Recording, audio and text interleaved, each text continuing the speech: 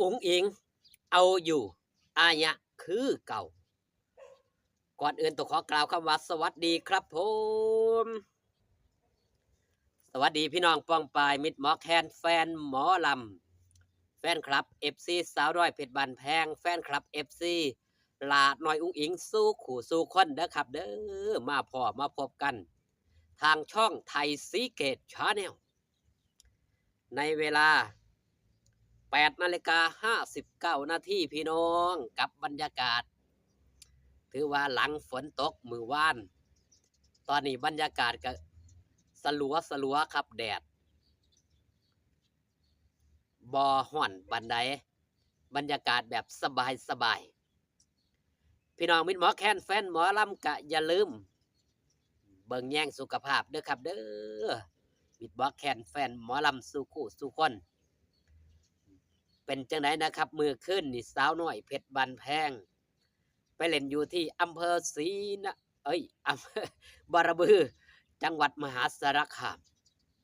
อาญะคือเก่าคือเดิมครับพี่น้องหลายผู้หลายคน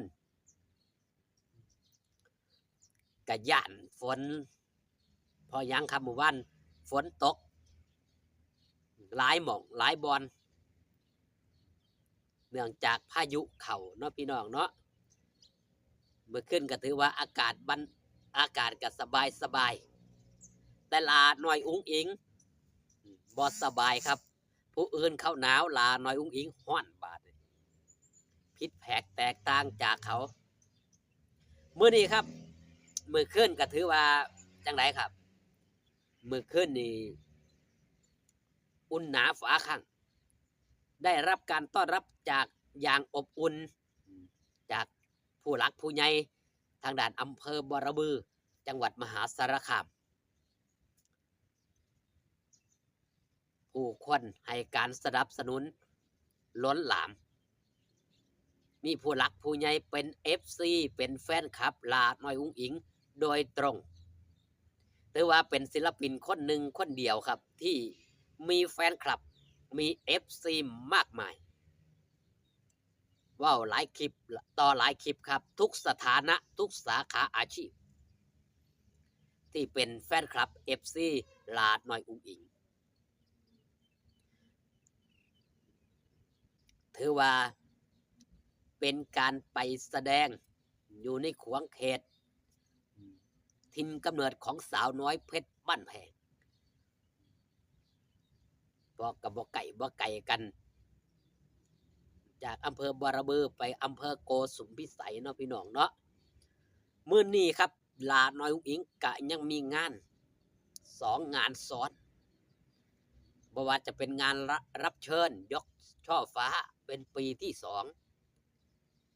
ของบอสโจปีแรกของหลาน้อยอุ้งอิงพอปีที่แล้วนี่ลาน้อยอุ้งอิงบ่ได้ไปปีนี้เอาลาน้อยอุ้งอิงไปที่วัดโกฏสุขสำราญวัดพระโกฏสุขสำราญอำเภอศรีนรงค์จังหวัดสุรินทร์ลาน้อยอุ้งอิงก็ได้เดินทางออกมาตั้งแต่เช้าแล้วครับเพื่อมาร่วมการร่วมงานทางด้านวัดพระโกฏสุขสำราญหรือว่าหลายๆผู้หลายๆคนก็สิฮู้กันในนามว่าวัดหลวงพ่อเสือมาเลบ่แม่นหลวงปู่เสือโคราชนี่หลวงปู่เสือมาเลครับก็สิมีทางด้านผู้หลักผู้ใหญ่อย่างเช่นสทจันทร์ได้นำเครื่องบินไปรับไปส่งจังสิเพราะว่าทางด้านหลวงปู่เสือเพิ่นก็เป็นพระเกจิอาจารย์ชื่อดังมีลูกศิษย์ลูกหาเป็นคนใหญ่คนโตมากมายเนาะพี่น้องเนาะมื้อแลงก็เล่นที่วัดนั่นล่ะครับพี่น้องสาวน้อยเพชรบ้านแพงถือว่าลาน้อยอุ้งอิงทำงาน2ช็อตช็อตย่ำเช้ากับช็อตย่ำมือแรงย่ำกลางย่ำค่ำย่ำคืนนี่คือถือว่าเป็นวิถีของคนดังคนดังคนดังมันย่อมมีงานเข้าอยู่ตลอด ไปทั้งไหนก็มีแฟนคลับ FC คอยถ่ายรูปบ่ว่าจะไปยังตลาดตะลีถือว่ายางไปทางไหนณปัจจุบันนี่อุ๋งอิงมีแฟนคลับ FC ขอถ่ายรูปทั่วไปเป็นศิลปินหนึ่งเดียวที่แฟนคลับ FC นี่ถือว่ากันว่าเข้าง่ายใกล้ชิดง่ายเป็นกันเองที่สุดบ่ได้ถือเนื้อบ่ได้ถือตนถือโตไปงานแต่เว้นย่ำใดก็อยากออกไปยางเล่นหน้าเวที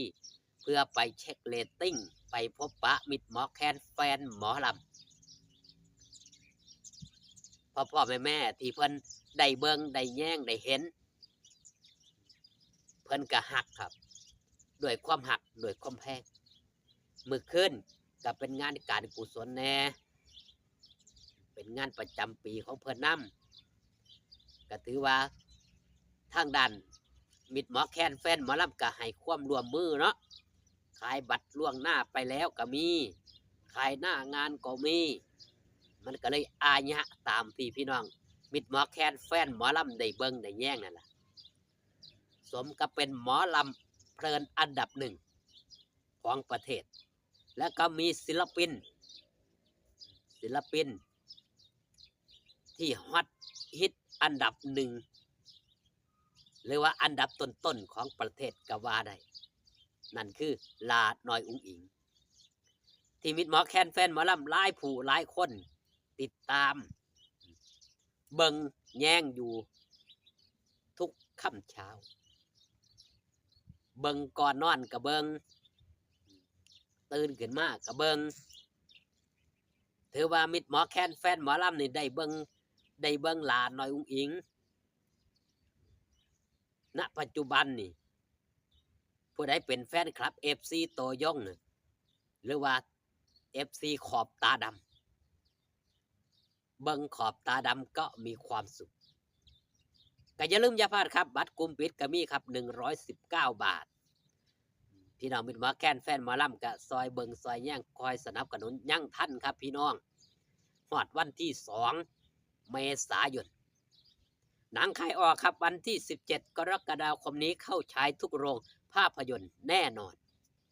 วันที่1ครับทีเซอร์แรกตัวอย่างแรกของหนังขายออก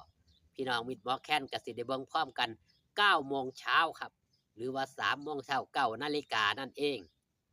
ขอบคุณที่มาเบิ่งขอบคุณที่มาแย่งช่องไทยซีเกตชาแนลอยู่ดีมีแห้งสู้ขู่สู้คนสบายดีครับผม